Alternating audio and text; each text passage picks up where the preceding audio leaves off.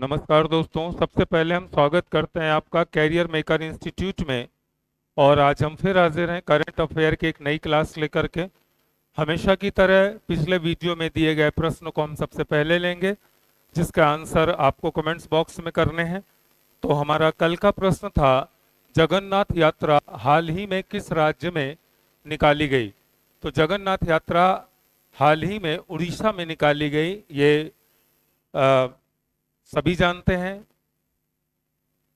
Odia calendar के प्रत्येक तीसरे महीने में 9 दिनों के लिए जगन्नाथ रथ यात्रा को निकाला जाता है, जिसमें भगवान जगन्नाथ एवं उनके भाई बलराम और उनकी बहन सुभद्रा का रथ निकाला जाता है। एवं ये तीनों लोग इस रथ से अपने मौसी के घर जाते हैं। नागर या कलिंग शैली में बना जगन्नाथ मंदिर उड़ीसा के पुरी में स्थित है। यह मंदिर 12वीं शताब्दी में गंगा वंश के राजा अनंत वर्मन के द्वारा बनवाया गया था। जगन्नाथ मंदिर के मुख्य द्वार को शेर द्वार के नाम से भी जाना जाता है। भगवान जगन्नाथ को सफेद पगोड़ा के नाम से भी जाना जाता है। हमारा आज का पहला प्रश्न है आज के करंट अफेयर का, कि Nehru memorial museum and library society का नया नाम क्या है। तो चार ऑप्शंस हैं: India memorial museum and library society, prime ministers museum and library society, स्वतंत्र memorial museum and library society, Bharat memorial museum and library society. तो इसका सही आंसर है B, prime ministers museum and library society.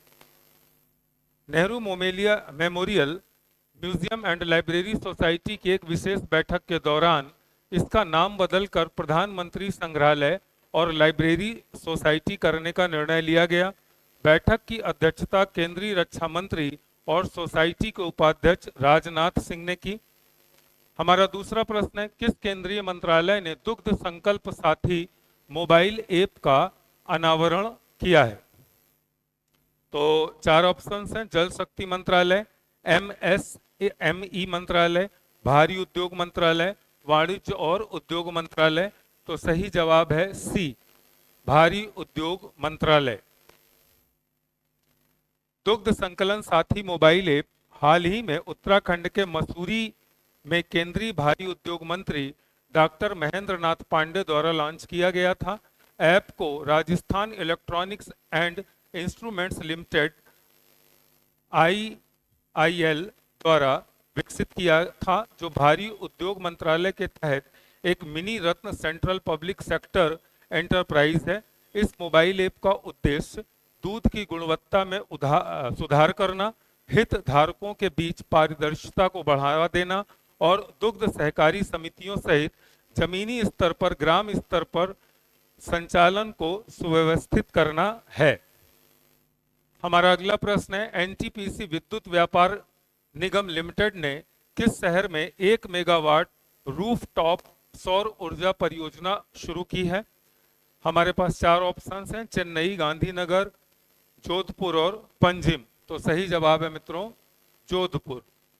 Jodhpur में 1 megawatt rooftop सौर ऊर्जा परियोजना हाल ही में आईआईटी जोधपुर में एनटीपीसी विद्युत व्यापार निगम लिमिटेड द्वारा शुरू की गई थी। इस परियोजना से संस्था की 15% बिजली की जरूरत पूरी होने की उम्मीद है।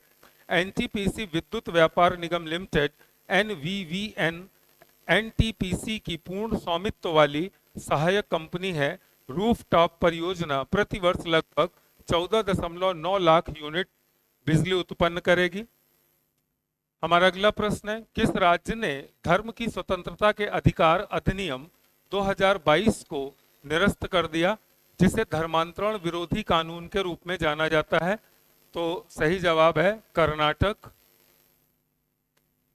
कर्नाटक में कांग्रेस सरकार ने राज्य की धर्म की स्वतंत्रता के अधिकार के संरक्षण अधिनियम 2022 को निरस्त करने की घोषणा की है, जिसे लोकप्रिय रूप से धर्मांतरण विरोधी कानून के रूप में जाना जाता है।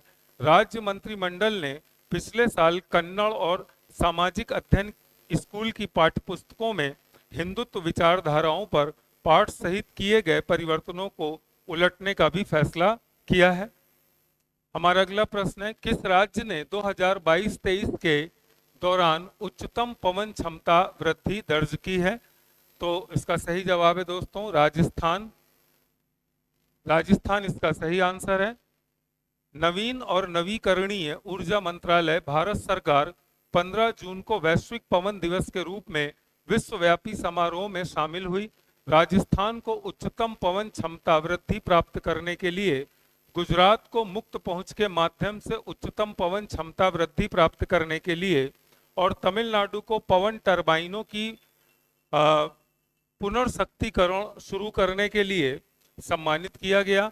इस कार्यक्रम में राष्ट्रीय पवन ऊर्जा संस्थान NIWE द्वारा तैयार जमीनी स्तर से 150 मीटर ऊपर पवन एटलस का प्रक्षेपण भी देखा गया।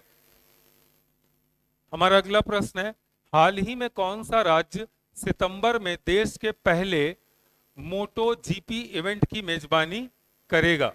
तो इसका सही जवाब है दोस्तों उत्तर प्रदेश। उत्तर प्रदेश सितंबर में देश के पहले मोटो जीपी इवेंट की मेजबानी करेगा। हमारा अगला प्रश्न है, किसने हाल ही में 50 अरब अमेरिकी डॉलर के 500 एयरबेस विमानों के लिए ऐतिहासिक ऑर्डर दिया है? तो इसका सही जवाब है इंडिगो। इंडिगो ने 50 अरब अमेरिकी डॉलर के 500 एयरबेस विमानों के लिए ऐतिहासिक ऑर्डर दिया। हमारा अगला प्रश्न है, हाल ही में इंटेल और किस देश ने 32.8 बिलियन डॉलर के चिप प्लांट समझौते पर हस्ताक्षर किए हैं?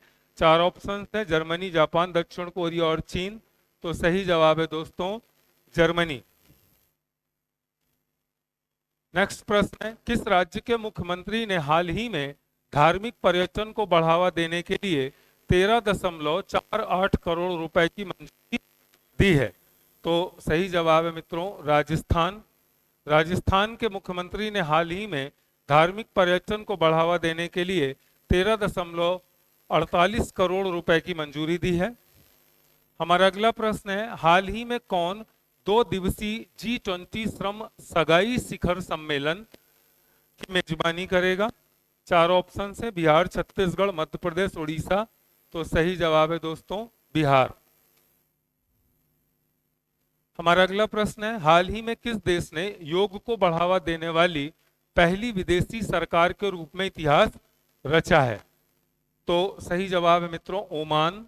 ओमान ने योग को बढ़ावा देने के लिए बहुत प्रयास किया है। हमारा अगला प्रश्न है, 62वीं national inter state senior athletics championship का समापन कहाँ हुआ है? 62वीं national inter state senior athletes championship का समापन कहाँ हुआ है? तो 4 ऑप्शन है, भुवनेश्वर, लखनऊ, भोपाल और नई दिल्ली। तो सही जवाब है दोस्तों भुवनेश्वर। हमारा आज का अंतिम प्रश्न है जो आपके लिए है, जिसके आंसर की अपेक्षा हम कमेंट्स बॉक्स में करते हैं। वह प्रश्न है, हाल ही में किस राज्य सरकार ने सहकारिता नीति 2023 अपनाई है? 4 ऑप्शन है, मध्य प्रदेश, उत्तर प्रदेश, कर्नाटक और आंध्र प्रदेश। इसका जवाब आपको कमेंट्स बॉक्स में देने हैं। और आज करंट अफेयर की क्लास हम यहीं समाप्त करते हैं। मिलते हैं एक नई करंट अफेयर की क्लास के साथ। तब तक के लिए आपसे विदा चाहते हैं। नमस्कार, धन्यवाद।